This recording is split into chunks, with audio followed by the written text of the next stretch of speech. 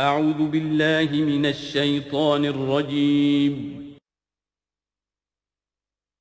بسم الله الرحمن الرحيم.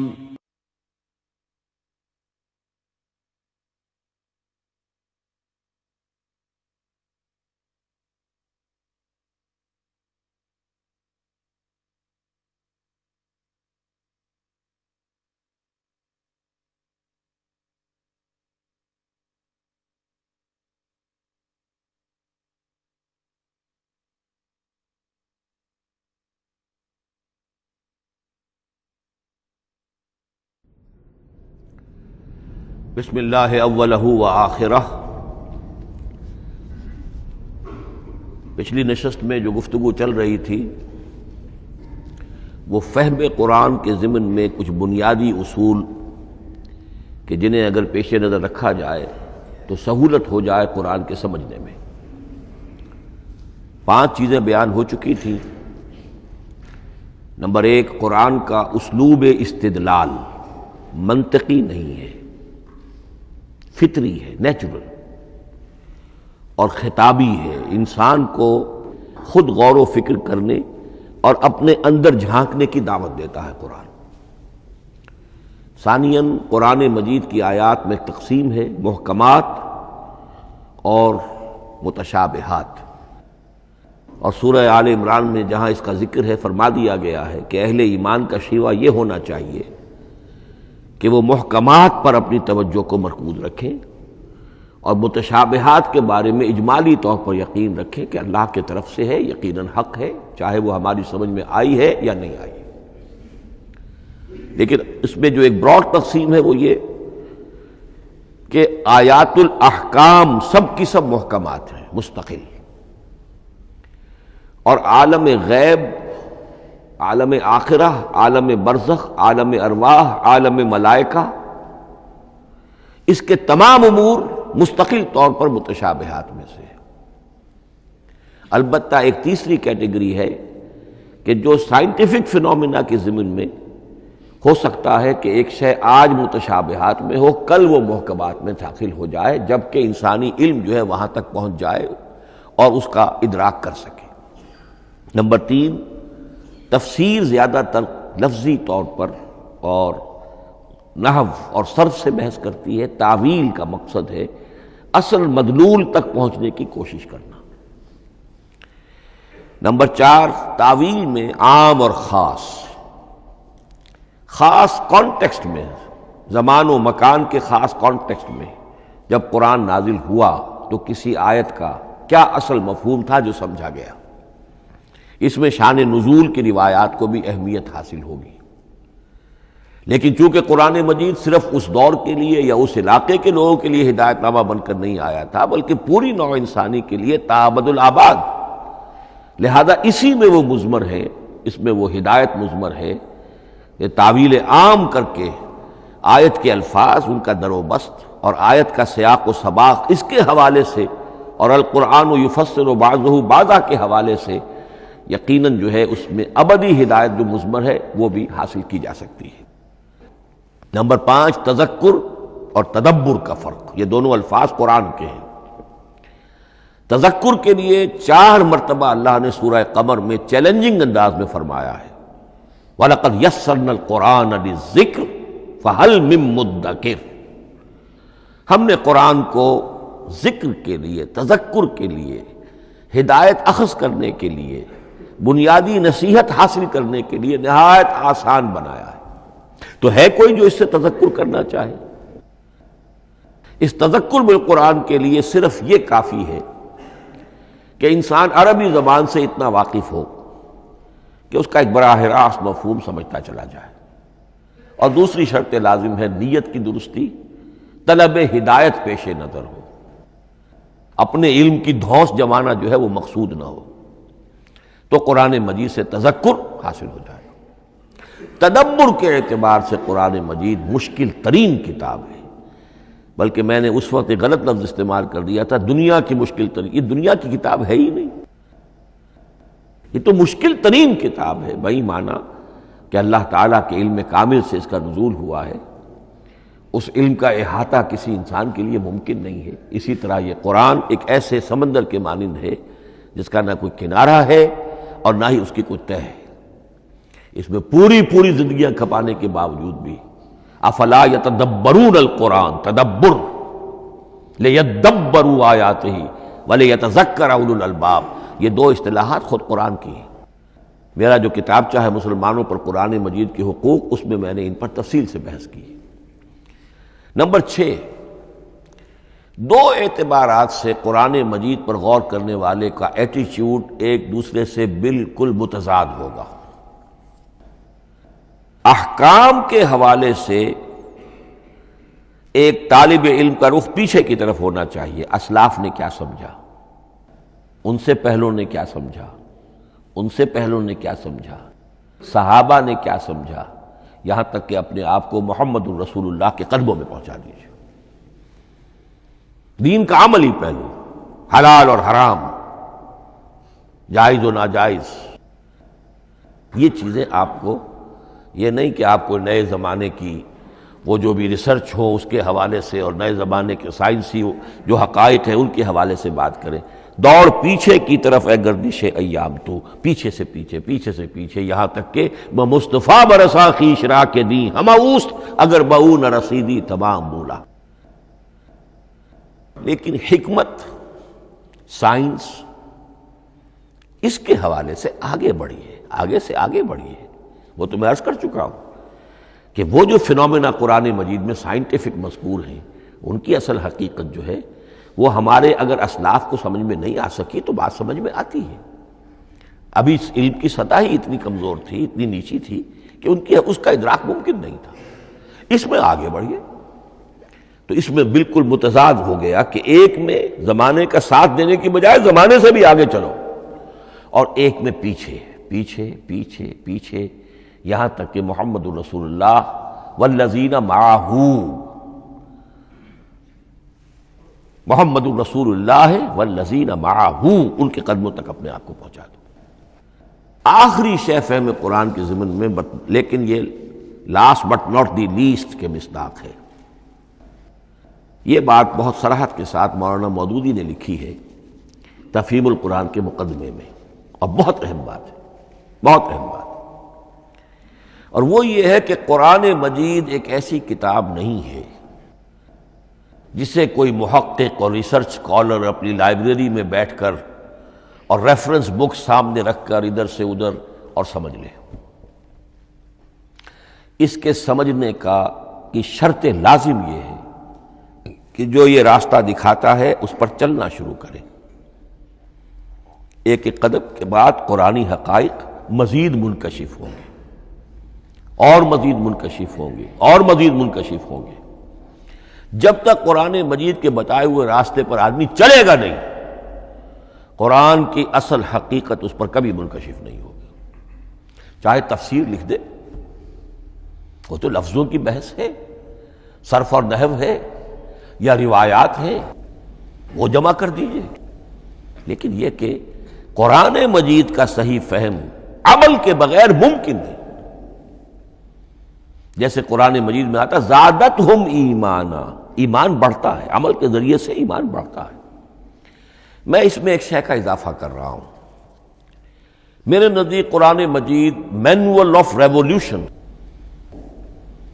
محمد عربی صلی اللہ علیہ وسلم نے ایک عظیم انقلاب برپا کیا دنیا میں، اور ایک انقلابی جد و جہد کی ہے۔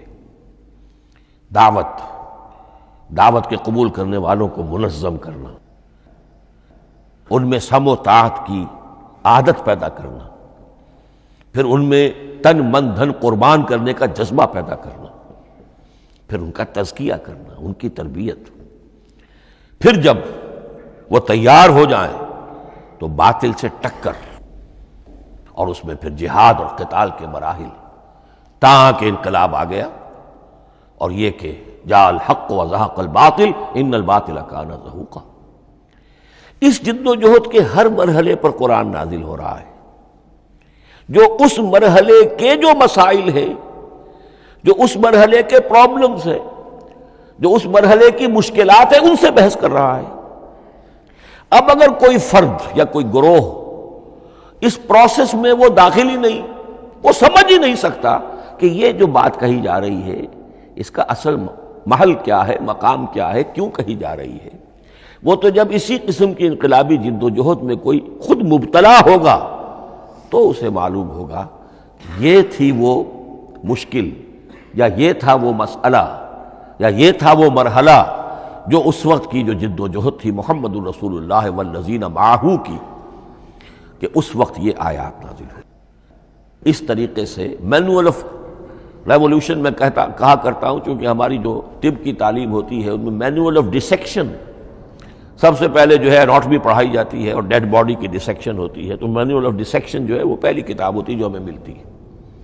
یہ ہوتا ہے، بتایا جاتا ہے یہاں ذرا شکاف دو اور یہ کھال کو کاٹو، اس کے اندر تمہیں یہ نظر آئے گا، یہ فیشیا ہے، پھر اسے اس کے اندر ایک اور شگاف دو، یہ نظر آئے گا۔ بالکل اسی طریقے سے قرآن مجید کی انگلی پکڑ کر اگر آپ چلیں گے تو پھر درجہ بدرجہ قرآن آپ پر منکشف ہوتا چلا جائے گا۔ اور اگر آپ نے اسے صرف ایک اکیڈمک ایکسرسائز بنا لیا، ایک علمی بات ہے، اس سے آگے کچھ نہیں، تو قرآن مجید کا جو اصل لب لباب ہے، جو اصل اس کا جوہر ہے، وہ کبھی منکشف نہیں ہوگا۔ اب آئیے ایک اہم موضوع، اعجاز قرآن کے وجوہ کیا ہیں۔ پہلی بات تو یہ سمجھ لیجئے کہ قرآن مجید کی حقانیت پر بنیادی طور پر دو قسم کی دلیلیں ہیں۔ ایک دلیل خارجی ہے، خارجی دلیل محمد الرسول اللہ صلی اللہ علیہ وسلم کی شخصیت اور آپ کا کارنامہ، الصادق الامین، قد لبثت فیکم عمرا، میں تمہارے مابین ایک عمر گزار چکا ہوں، تم نے مجھے دیکھا، میرا کردار دیکھا، تم نے خود مجھے الصادق اور الامین کا جو ہے خطاب دیا، تو خود حضور کی شخصیت دلیل ہے قرآن مجید کی حقانیت پر۔ اس اعتبار سے ایک مضمون بہت اہم ہے، اور وہ یہ کہ قرآن اور محمد صلی اللہ علیہ وسلم اس طرح ایک دوسرے کے ساتھ جڑے ہوئے ہیں، گتھے ہوئے ہیں، ایک وحدت بن گئے ہیں، ایک آرگینک ہول بن گئے ہیں، کہ ایک دوسرے کے لیے شاہد بھی ہے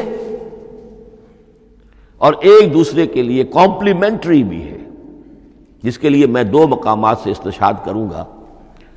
سورہ بینہ میں فرمایا لم یکن الذین کفروا من اہل الکتاب والمشرکین منفکین حتی تأتیہم البینہ،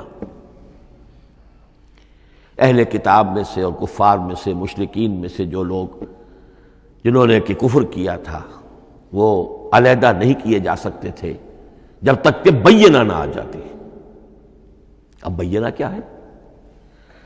رسول من اللہ یتلو صحفا مطہرۃ فیہا کتب قیمہ، بینہ دو چیزوں سے مل کر بنی، رسول من اللہ یتلو صحفا مطہرۃ فیہا کتب قیمہ، رسول اور قرآن مل کر بینہ ہے، رسول کی شخصیت بین ہے، اور یہ قرآن مجید کے لیے دلیل ہے۔ دوسری طرف قرآن مجید محمد کی رسالت کا ثبوت ہے، جیسے کہ آپ دیکھتے ہیں یاسین والقرآن الحکیم انک لمن المرسلین، والقرآن الحکیم، قسم ہے اس قرآن حکیم کی، یعنی یہ قرآن حکیم گواہ ہے، شاہد عادل ہے کہ اے محمد آپ اللہ کے رسول ہیں۔ محمد کی شخصیت، حقانیت قرآن پر دلیل، قرآن محمد کی رسالت پر دلیل، ایک دوسرے کے شاہد۔ دوسرا مقام سورہ طلاق کا ہے، قد انزل الیکم ذکرا، دیکھو لوگو اللہ نے تمہارے لیے یاد دہانی ذکر نازل کر دیا ہے۔ وہ یاد دہانی کیا ہے؟ رسولا یتلو علیکم آیات اللہ مبینات، اللہ کا ایک رسول جو تمہیں پڑھ کر سنا رہا ہے اللہ کی آیات بینات۔ یہ دونوں چیزیں مل کر بینہ بنا، دونوں چیزیں مل کر ذکرا بنا۔ اس حوالے سے یہ دونوں چیزیں ایک دوسرے کے ساتھ یوں سمجھیے کہ اس طریقے سے گتھی ہوئی ہیں دونوں حقیقتیں، اس طرح جمع ہیں کہ ایک دوسرے سے جدا نہیں کی جا سکتی۔ اگلی بات یہ سمجھیے کہ قرآن مجید محمد الرسول اللہ کا اصل معجزہ، بلکہ اس سے آگے بڑھ کر ایک لفظ استعمال کروں گا، واحد معجزہ ہے۔ آپ شاید حیران ہو کہ اور بھی تو معجزات بیان ہوتے ہیں حضور کے، لیکن میری بات سمجھیے، غور کیجیے۔ ان واقعات سے مجھے انکار نہیں ہے، لیکن جو بات میں کہنا چاہتا ہوں اس کو اچھی طرح سمجھیے۔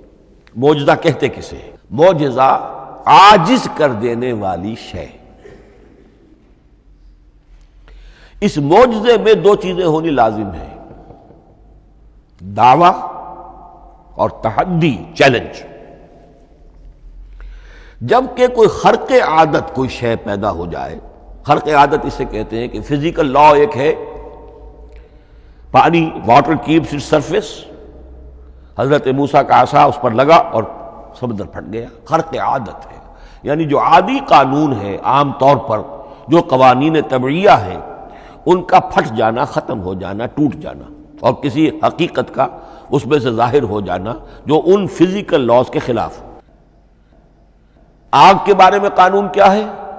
وہ جلاتی ہے، لیکن یہ کہ یہ معجزہ ہے، یہ خرق عادت ہے کہ حضرت ابراہیم آگ میں ڈالے گئے، اس نے نہیں جلایا، یا نارو کونی بردن و سلام علی ابراہیم۔ تو خرق عادت کو اب دو قسموں میں آپ سمجھیے۔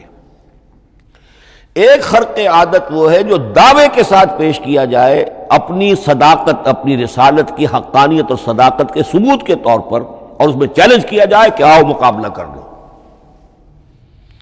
وہ اس رسول کا اصل معجزہ ہوتا ہے۔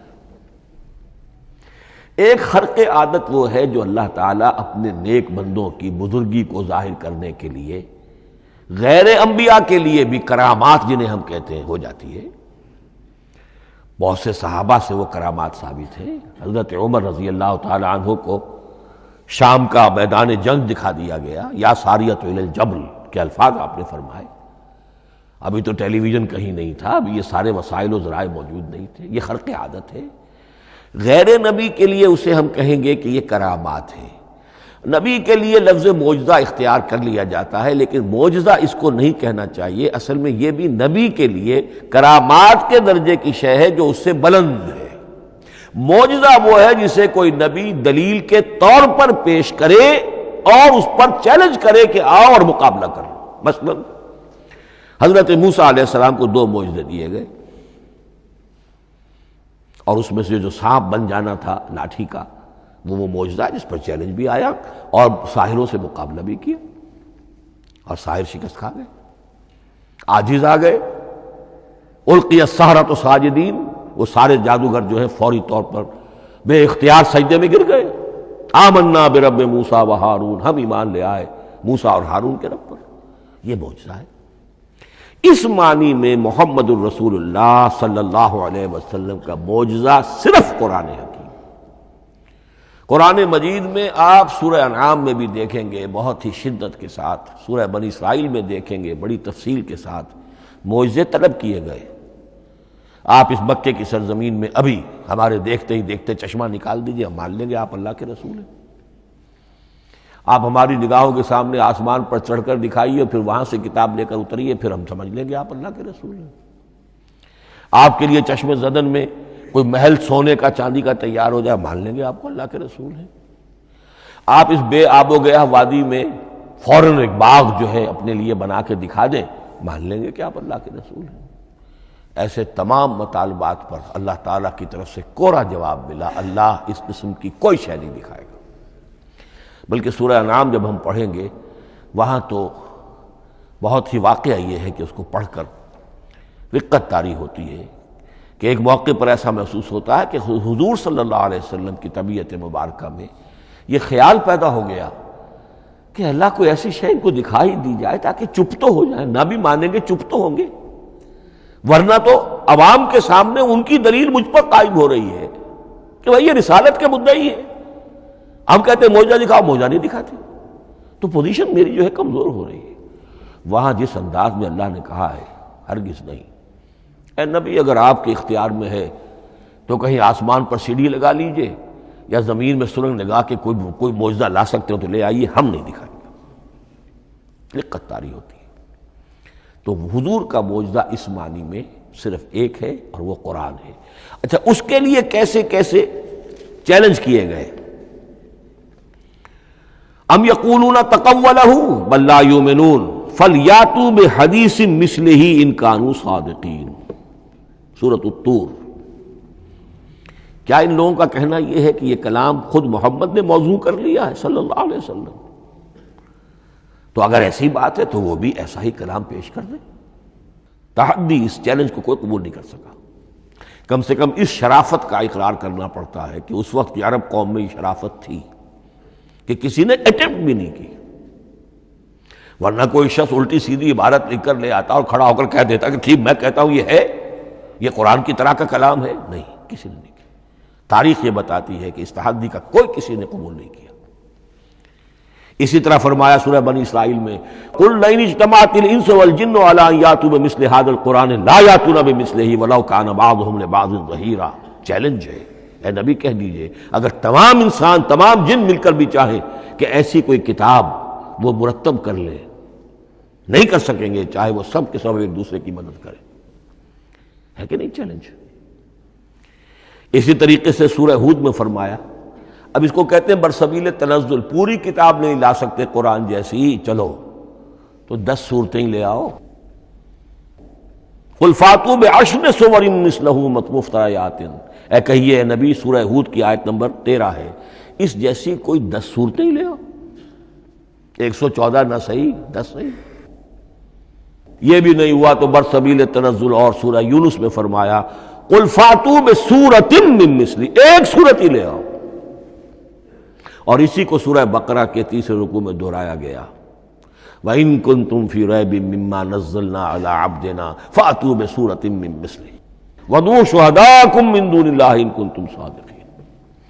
لیکن نوٹ کر لیجئے کہ کسی نے یہ جرأت نہیں کی، نہ قرآن کے اس دعوے کو چیلنج کیا، نہ کسی نے مقابلے کی کوشش کی، نہ کوئی اپنی کوئی تصنیف و تالیف یا اپنا کوئی کمپوزیشن لا کر اور یہ دعویٰ کر کے کھڑا ہوا کہ جمع کر لیجئے، منصف بلا لیجئے، کوئی کمیشن بٹھا لیجئے، میرا یہ کلام بھی بالکل ہم وزن ہے اس کلام کے۔ نہیں۔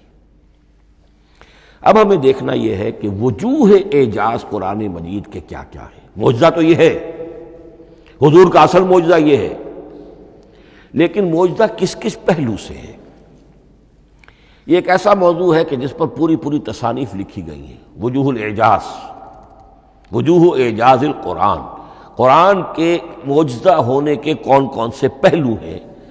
اس کا واقعہ یہ ہے کہ احساء ناممکن ہے، اور جیسے جیسے زمانہ آگے بڑھے گا اس کے اور پہلو واضح ہوتے جائیں گے۔ سنوریہم آیاتنا فی الآفاق وفی انفسہم حتی یتبین لہم انہ الحق۔ لیکن یہ کہ کس کس پہلو سے یہ معجزہ ہے، چند موٹی موٹی باتیں ضرور سمجھ لیجئے۔ لغت، ادب، فصاحت، بلاغت، عذوبت، مٹھاس،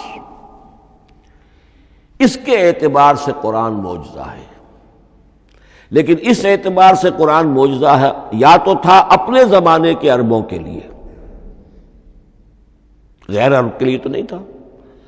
غیر عرب جو ہے قرآن مجید کی جو بھی فصاحت و بلاغت ہے، اس کا جو لٹریری بیوٹی ہے، اس کو تو وہ اپریشیٹ نہیں کر سکتا تھا۔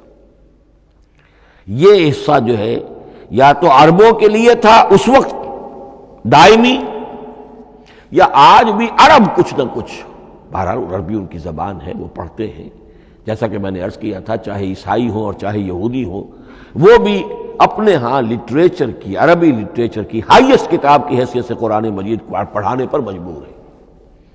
ایک پہلو اس کا یہ ہے، اور اسی کے حوالے سے نوٹ کیجئے حضرت لبید رضی اللہ تعالی عنہ، یہ سبع معلقہ کے شعراء میں سے تھے آخری۔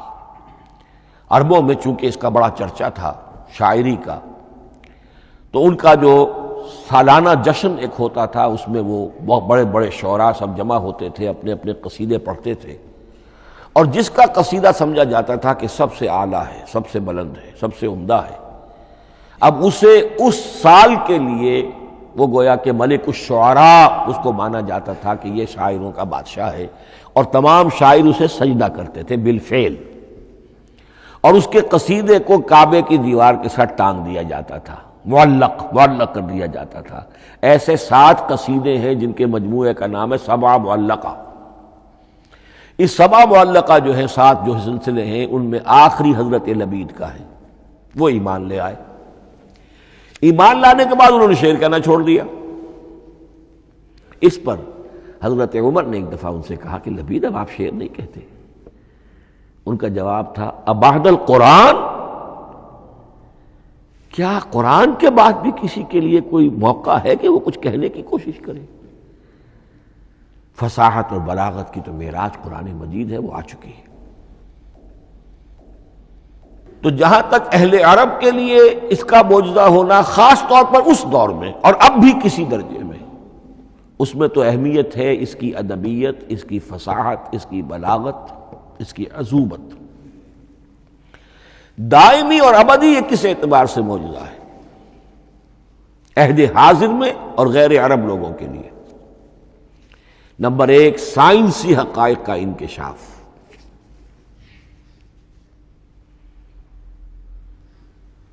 جس طریقے سے کہ یہ سائنسی حقائق منکشف ہوتے چلے جا رہے ہیں ابدی طور پر۔ میں ڈاکٹر مورس بکائی کا حوالہ دے چکا ہوں اور پروفیسر ڈاکٹر کیتھل مور کا حوالہ دے چکا ہوں، ان کو ذہن میں رکھیے۔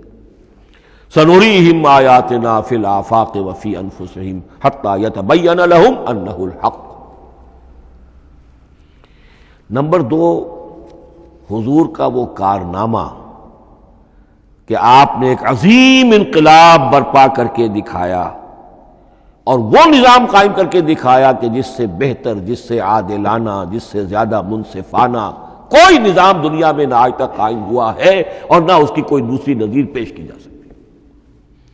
یہ ہے سب سے بڑا معجزہ، اور معجزہ ہوا قرآن سے۔ اتر کر حرا سے سوئے قوم آیا اور ایک نسخہ کیمیا ساتھ لایا۔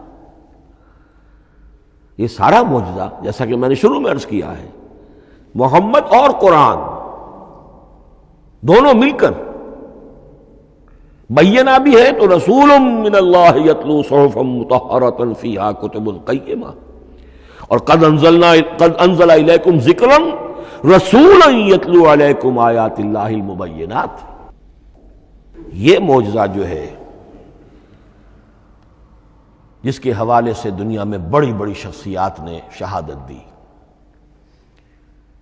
ایم این رائے اس صدی کا ایک بہت بڑا انقلابی شخص، کمیونسٹ انٹرنیشنل کا رکن، اس صدی کی ابتدا میں جو شورا تھا، جو غلغلہ تھا، جو ولولہ تھا بولشوک ریولوشن کا، اور جو دنیا کے اندر ایک دھوم مچ گئی تھی، اس کو ذہن میں رکھیے۔ اور اس میں کمیونسٹ انٹرنیشنل کا رکن ایم این رائے، 1920 میں اس نے لاہور میں ایک خطبہ دیا تھا، ہسٹوریکل رول آف اسلام۔ اس نے کہا تھا تاریخ انسانی کا عظیم ترین انقلاب وہ ہے کہ جو محمد نے برپا کیا صلی اللہ علیہ وسلم۔ آج بھی یہ کتاب بھارت میں چھپتی ہے، بامبے کا ایک پبلشر شائع کرتا ہے، historical role of Islam by M N Roy. پھر آگے چلیے، ایچ جی ویلز اگرچہ انتہائی رقیق حملے کرتا ہے حضور کی زندگی کے بعض پہلوؤں پر، جیسے رشدی نے کیے ہیں یا جیسے تسلیمہ نسرین ایک بنگالی خاتون نے کیے ہیں، اسی طرح کے حملے کیے اس نے بھی۔ اور یہ اس لیے بتا رہا ہوں کہ یہ اسٹیبلش ہو جائے کہ وہ دوست نہیں ہے، دشمن ہے۔ عربی کا ایک مقولہ یہ ہے کہ الفضل ما شہدت بہ الاعداء، اصل فضیلت تو اس شے کی ہے جس کی گواہی دشمن دے۔ دوست تو تعریف کریں گے، قابل تعریف شے کی بھی تعریف کریں گے، بڑھ چڑھ کر کریں گے۔ یہ بھی ہو سکتا ہے کسی قابل مذمت شے کی بھی تعریف کر بیٹھے، دوست تو ہوئے۔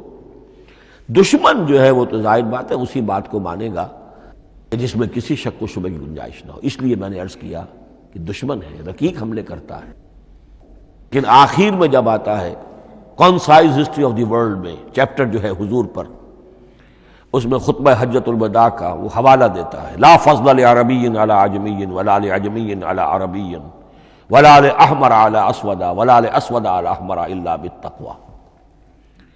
اور پھر لکھتا ہے کہ اگرچہ انسانی حریت و اخوت و مساوات کے واعظ تو پہلے بھی بہت کہے گئے تھے، یہاں تک کہ مسیح ناصری حضرت عیسیٰ علیہ السلام کے ہاں بھی ہمیں بڑے واعظ ملتے ہیں، لیکن یہ ماننا پڑتا ہے کہ تاریخ انسانی میں پہلی مرتبہ ان اصولوں پر ایک انسانی معاشرہ قائم کر کے دکھایا محمد نے صلی اللہ علیہ وسلم. Although the sermons of human freedom, fraternity and equality were said before also, and we find a lot of them in Jesus of Nazareth, but it must be admitted that it was Muhammad sallallahu alaihi wasallam who established for the first time in history a society based on these principles. اسی طرح کی گواہی آج سے تقریباً 20 سال پہلے امریکہ کے ڈاکٹر مائیکل ہارٹ نے دی. A selection and gradation of the 100 most influential personalities of human history. اور نمبر 1 پر محمد کا ذکر کر رہا ہے صلی اللہ علیہ وسلم، اور کہتا ہے naturally I owe an explanation, میں عیسائی ہوں اور ابھی تک عیسائی ہے، وہ اس کی موت کی بھی ابھی کوئی خبر نہیں آئی ہے، عیسائی ہے، لیکن یہ کہ اس نے حضور کو نمبر 1 پر رکھا، حضرت عیسیٰ کو نمبر 3 پہ لے گیا، تو naturally I owe an explanation. اور پھر ایکسپلینیشن دی ہے this is because he is the only person supremely successful in both the religious and secular fields. یہ دونوں میدان جو ہے مذہب اور روحانیت اور دوسری طرف سیاست اور حکومت اور ریاست، ان دونوں میدانوں میں بیک وقت انتہائی کامیاب انسان صرف ایک ہے، اور وہ محمد ہے صلی اللہ علیہ وسلم.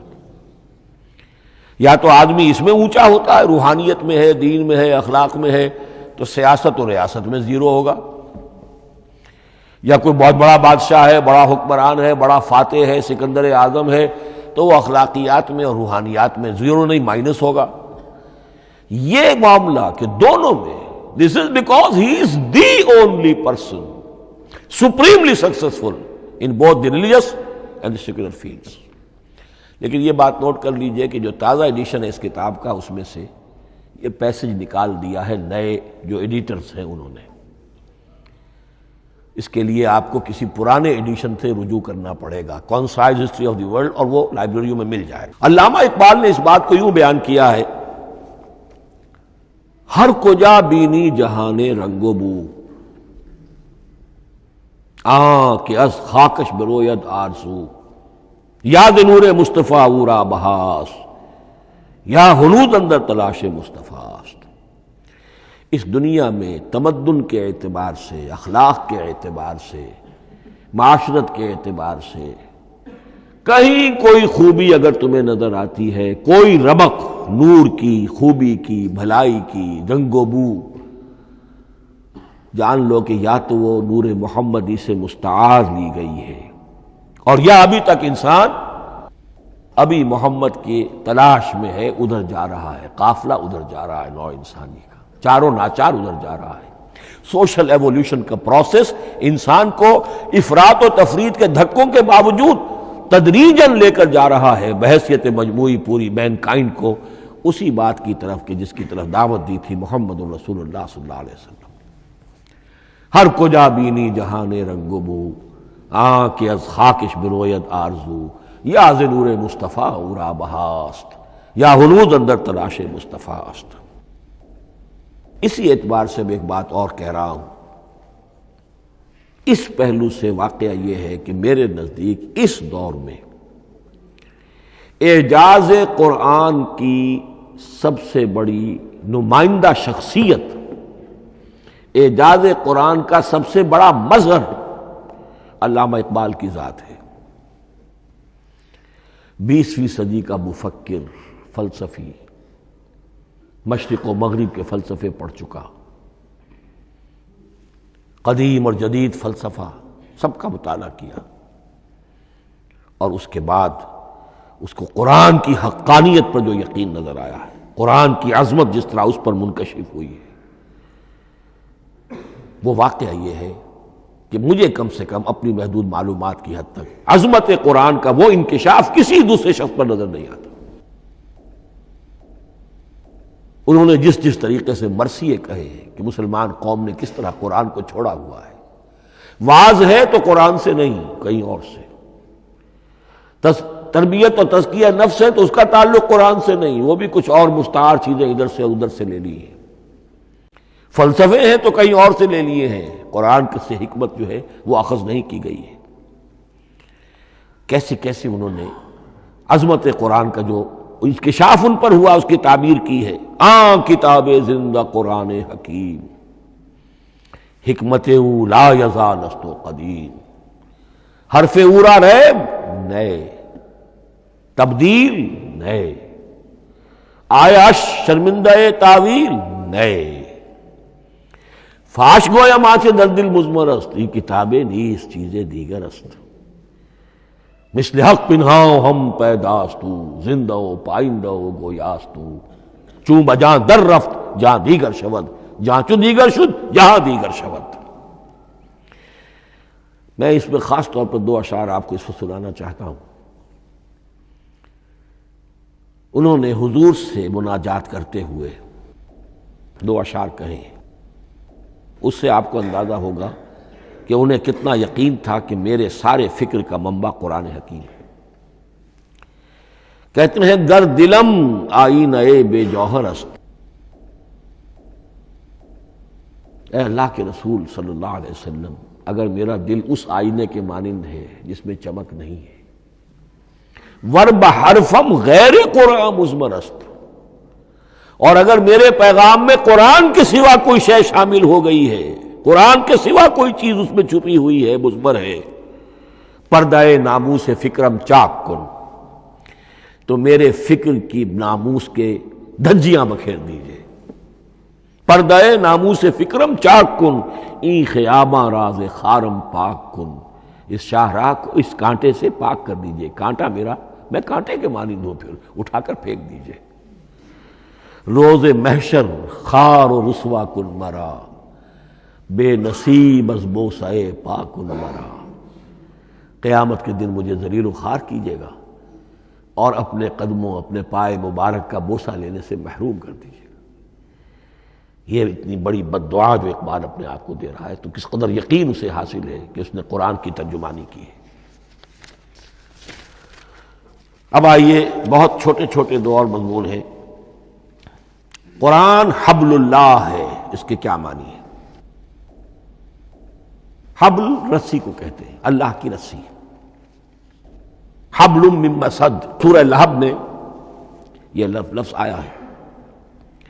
امام راغب نے اس کی تعبیر کی ہے، استعیر للوصل ولکل ما یتوصل بہ الی شیء، یا تو تعلق کو حبل سے استعارہ دیا جاتا ہے، استعارے کے طور پر حبل کا لفظ کسی تعلق کے لیے استعمال ہوتا ہے، یا کسی شے تک پہنچنے کا ذریعہ، وہ حبل ہے۔ اب یہ ہمیں لفظ ملتا ہے حضرت علی رضی اللہ تعالیٰ عنہ کی روایت میں، هو حبل اللہ المتین، ترمذی میں یہ الفاظ موجود ہیں، حضرت علی سے منقول ہے رضی اللہ تعالیٰ عنہ، یہی ہے اللہ کی مضبوط رسی، کیونکہ قرآن مجید میں آتا ہے وَاعْتَصِمُوا بِحَبْلِ اللَّهِ جَمِيعًا، تو حبل اللہ کون سی ہے؟ پھر یہ حضرت عبداللہ ابن عمر سے بھی ہے، یہ روایت موجود ہے رزین میں، هو حبل اللہ المتین، یہ قرآن ہی اللہ کی مضبوط رسی ہے۔ اللہ سے اب اس کے دو پہلو ہیں، ایک تو یہ کہ یہ اللہ سے جوڑنے والی ہے، تقرب اللہ کا ذریعہ ہے، وصول الی الشیء، کسی چیز تک پہنچانے والی شے، اس کا سہل ترین، اللہ کے تقرب کا سہل ترین ذریعہ، مؤثر ترین ذریعہ قرآن حکیم ہے۔ چنانچہ ترمذی میں حضرت عبداللہ ابن مسعود کا یہ قول موجود ہے، القرآن حبل اللہ الممدود من السماء الی الارض، قرآن تو اللہ کی وہ رسی ہے جو تنی ہوئی ہے آسمان سے زمین کی طرف۔ یہ ترمذی میں تو اصل میں اثر ہے، حضرت عبداللہ ابن مسعود کا قول ہے، لیکن یہ کہ زید ابن ارقم سے یہ الفاظ جو ہیں مرفوعاً کہ یہ حضور کے الفاظ ہیں، یہ بھی منقول ہے کہ حضور نے فرمایا کہ القرآن حبل اللہ الممدود من السماء الی الارض۔ اور ایک بڑی پیاری روایت ہے طبرانی کی معجم کبیر میں کہ ایک مرتبہ حضور اپنے حجرے سے برآمد ہوئے، مسجد نبوی کے ایک گوشے میں دیکھا کچھ صحابہ بیٹھے ہوئے قرآن سمجھ رہے ہیں، سمجھا رہے ہیں، پڑھ رہے ہیں، مذاکرہ ہے قرآن۔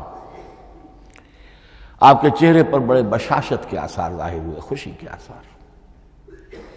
آپ چل کر تشریف لائے، پہلے ایک سوال کیا، الستم تشہدون اللہ الہ الا اللہ وانی رسول اللہ وہذا القرآن جاء من عند اللہ، کیا آپ لوگ اس کے گواہ نہیں ہیں کہ اللہ کے سوا کوئی معبود نہیں اور میں اللہ کا رسول ہوں، اور یہ قرآن خاص اللہ کے پاس سے آیا ہے؟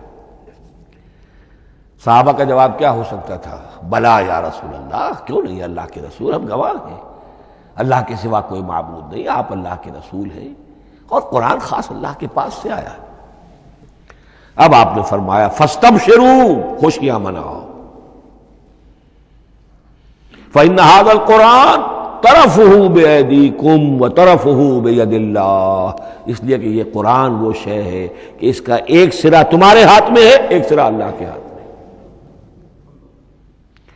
تو وصول الی اللہ کا مؤثر ترین طریقہ، تقرب الی اللہ کا مؤثر ترین طریقہ، سہل ترین طریقہ، شور شوٹ طریقہ وہ قرآن مجید ہے۔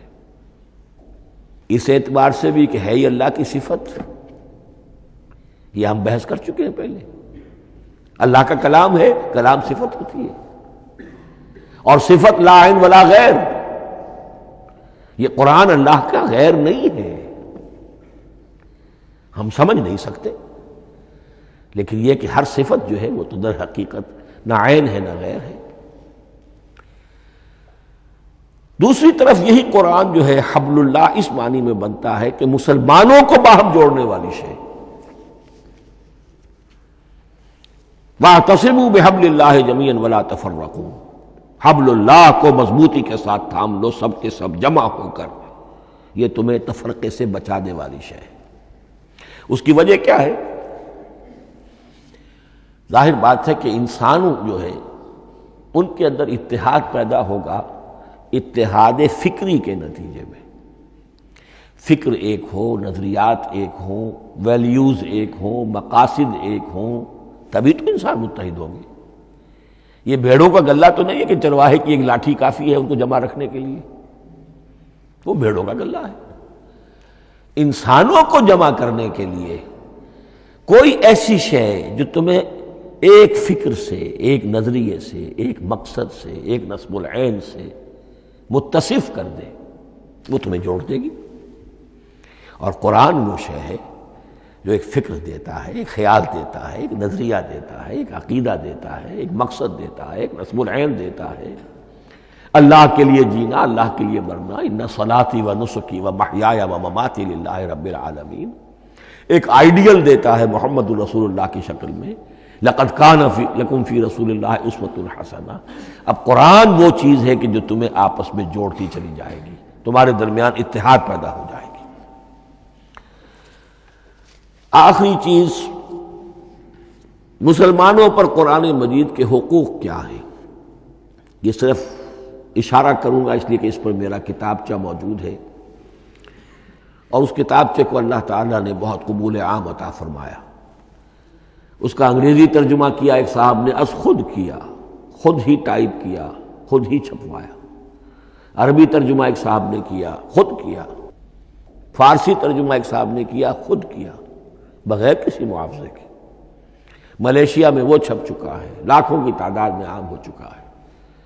پھر میں نے ایک موقع پر 1970 میں رمضان مبارک کے دوران آخری عشرے میں مولانا بن نوری رحمۃ اللہ علیہ تشریف لائے ہوئے تھے مدینہ منورہ، اور میں نے بھی وہ پورا رمضان مبارک اس سال وہیں کیا تھا۔ میں نے ان کو دیا تھا کہ آپ دیکھیے اس میں کوئی غلطی ہو تو مجھے بتا دیجئے، میں اسے بڑے پیمانے پر شائع کرنا چاہتا ہوں۔ انہوں نے حالت اعتکاف میں مسجد نبوی میں پڑھا ہے، صرف ایک جگہ ایک جملے میں انہوں نے اصلاح تجویز کی، وہ میں نے کر دی۔ اس اعتبار سے اب یہ کتابچہ جو ہے مصدقہ ہے مولانا محمد یوسف بن نوری رحمۃ اللہ علیہ کا۔ اس میں اللہ تعالیٰ نے جو بات مجھ سے کہلوا دی تھی، تقریباً 30 سال پہلے کی بات ہے، ہر مسلمان پر قرآن مجید کے 5 حقوق حسب استعداد و توفیق عائد ہوتے ہیں۔ پہلے یہ کہ اس پر ایمان ہو جیسا کہ ایمان کا حق ہے، صرف زبانی ایمان نہیں، دل سے یقین کہ یہ اللہ کا کلام ہے۔ اور اس کا نتیجہ کیا ہوگا؟ پھر عظمت اس کی پیدا ہوگی، ایمان و تعظیم، یہ پہلا حق ہے۔ تلاوت و ترتیل، اس کو پڑھے جیسے کہ پڑھنے کا حق ہے، پھر سمجھے جیسے کہ سمجھنے کا حق ہے، تذکر و تدبر، پھر عمل کرے، انفرادی طور پر بھی اجتماعی طور پر بھی۔ انفرادی طور پر جو آپ کی زندگی کے معاملات ہیں وہ آپ قرآن کے مطابق طے کریں، قومی سطح پر حکومت اور ریاست اور قانون اور سیاست، اس کے سارے تقاضے قرآن کے مطابق پورے ہوں، اور آخری یہ کہ اس قرآن کو پہنچائیں اور عام کریں، جس کے لیے حضور نے اس حد تک اس میں عمومیت کر دی ہے کہ بلغوا انی ولو آیۃ، پہنچاؤ میری جانب سے خواہ ایک ہی آیت پہنچاؤ، میرا کوئی امتی اس سعادت سے بالکل محروم نہ رہ جائے۔ اول تو خیرکم من تعلم القرآن وعلمہ، تم میں سے بہترین لوگ وہ ہیں جو اسی کے لیے اپنے آپ کو وقف کر دیں، قرآن پڑھیں اور پڑھائیں، سیکھیں اور سکھائیں، سمجھیں اور سمجھائیں۔ اس لیے کہ سمجھنے اور سمجھانے، سیکھنے اور سکھانے، پڑھنے اور پڑھانے کا بھی کوئی ایک لیول تو نہیں ہے، ایک عام لوگوں کی سطح ہے، ایک ان سے اوپر کی سطح ہے، ایک انٹلیکچوئلز کی سطح ہے، ایک جینیس لوگوں کی سطح ہے۔ ان تمام سطحوں پر قرآن کو سمجھانے کے لیے، پہنچانے کے لیے خود بھی تو اوپر اٹھنا پڑے گا، خود اسے سیکھنا پڑے گا، خود اس کی گہرائی میں غوطہ زنی کرنی پڑے گی، اور یہ ایک لائف لانگ پروسیس ہے، یہ کوئی پارٹ ٹائم جاب نہیں ہے، یہ کوئی صرف پیس ٹائم نہیں ہے، یہ کوئی ہابی نہیں ہے، ہمہ وقت ہمہ تن، خیرکم من تعلم القرآن وعلمہ۔ اب آخری بات بتا رہا ہوں، اور وہ یہ ہے کہ قرآن مجید وحی باللفظ ہے، صرف وحی بالمعنی نہیں ہے۔ یہ بحث اصل میں کیونکہ ہمارے پڑھے لکھے طبقے میں کچھ زیادہ ہو جاتی ہے، خاص طور پر جو مشنری اسکولوں وغیرہ میں پڑھے ہوں اور عیسائیت اور اس کے عقائد اور اس کے فلسفے کی کوئی تھوڑی بہت ان کو کوئی چھوت لگ گئی ہو۔ عیسائیوں کے ہاں یہ عقیدہ ہے، اجماعی عقیدہ ہے کہ وحی بالمعنی ہوتی ہے، یعنی وحی کا ایک مفہوم ہے جو نبی پر اتار دیا جاتا ہے، پھر نبی اپنے الفاظ میں اسے ادا کرتا ہے۔ لفظ اللہ کے نہیں ہوتے، لفظ نبی کے ہوتے ہیں، مفہوم اللہ کا ہوتا ہے۔ ان کے لیے مجبوری یہ ہو چکی ہے جس کی وجہ سے انہیں یہ عقیدہ اپنانا پڑا کہ کوئی ایک انجیل ہے ہی نہیں، 104 انجیلوں میں سے وہ انہوں نے 4 سلیکٹ کی تھی کینونیکل گاسپلز، باقی جو ہیں وہ اب وہ ان کو مستند نہیں مانتے، اپوکریفل کہتے ہیں۔ اور میں نے ایک مرتبہ ایک پادری صاحب سے، مسٹر وائٹ ہوتے تھے منٹگمری میں نے ان سے پوچھا which one of them is Bible؟ یہ متی اور یہ لیوک اور مارکس اور جان، ان میں سے کون سی بائبل کون سی ہے؟ تو اس نے جواب دیا none of them is Bible، Bible is in them، ان میں سے کوئی ایک بھی مشخص طور پر، معین طور پر بائبل نہیں ہے، بائبل ان میں ہے بحیثیت مجموعی۔ لہذا ان کے لیے یہ عقیدہ جو ہے وہ لازم سا ہو گیا۔ ہمارے ہاں بھی بعض فلاسفہ نے اس قسم کی باتیں کی ہے کہ جن سے یہ دھوکہ لگتا ہے، لیکن میں خاص طور پہ چونکہ علامہ اقبال کا تذکرہ میں نے آج کیا ہے، اسی حوالے سے میں ان کا ایک واقعہ بیان کرنا چاہتا ہوں۔ ایف سی کالج لاہور کے پرنسپل تھے ڈاکٹر یوئنگ، ایک دعوت تھی، اس میں علامہ بھی تھے، وہ بھی تھے۔ تو ڈاکٹر یوئنگ نے کہا، وہ بڑا فلسفی تھا، کہ ڈاکٹر اقبال ہم نے سنا ہے کہ آپ بھی وحی باللفظ کے قائل ہیں، آپ جیسا پڑھا لکھا شخص، عالم، دانا۔ علامہ اقبال نے فرمایا جی ہاں، اور مجھے تو اس کا ذاتی تجربہ ہے، مجھ پر تو جو شعر نازل ہوتے ہیں وہ الفاظ میں ڈھلے ہوئے ہوتے ہیں، میں ان میں تبدیلی کرنا چاہوں تو نہیں کر سکتا۔ تو اگرچہ اس سوال، اس جواب کو ہم کہیں گے کہ یہ الاجوبۃ المسکتہ، مسکت، چپ کر دینے والا جواب تھا کہ جو علامہ اقبال نے دیا، لیکن ذہن میں رکھیے یہ کہ جو وحی باللفظ ہے وہ ختم ہو چکی محمد رسول اللہ صلی اللہ علیہ وسلم پر۔ وحی رسالت وحی باللفظ ہے، وہ ختم ہو چکی۔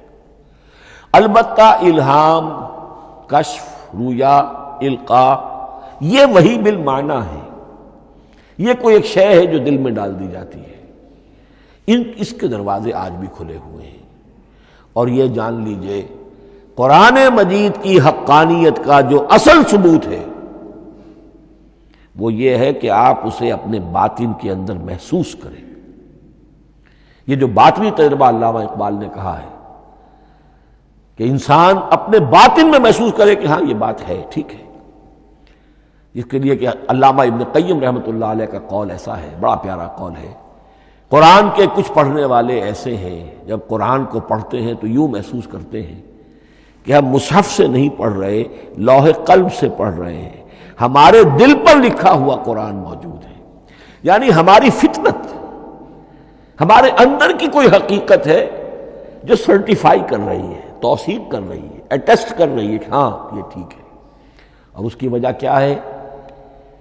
ہماری روح اور اس قرآن کا منبع وہ ایک ہی ہے، وہ ذات باری تعالیٰ ہے، یہ کلام اللہ ہے، اور ہماری روح امر اللہ۔ یسألونک عن الروح قل الروح من امر ربی وما اوتیتم من العلم الا قلیلا۔ بس میں اسی پر اکتفا کر رہا ہوں۔ اب گمان غالب یہی ہے کہ کل تو تراویح ہوگی انشاءاللہ، اس لیے کہ سنا یہ ہے کہ آج بھی روزہ تھا سعودی عرب میں، تو اب اس سے زیادہ تو تاخیر اب ممکن نہیں ہے، تو کل انشاءاللہ تعالی دورہ ترجمہ قرآن شروع ہو جائے گا۔ بارک اللہ لی ولکم فی القرآن العظیم ونفعنی وإیاکم بالآیات والذکر الحکیم۔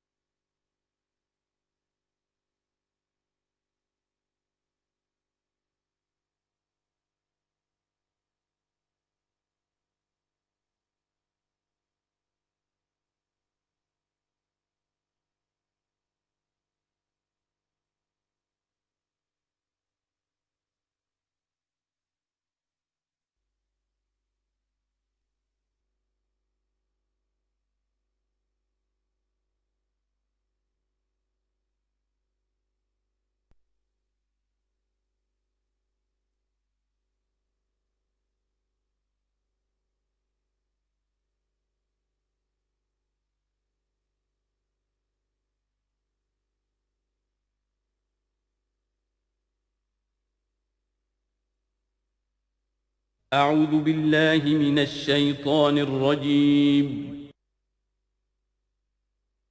بسم الله الرحمن الرحيم.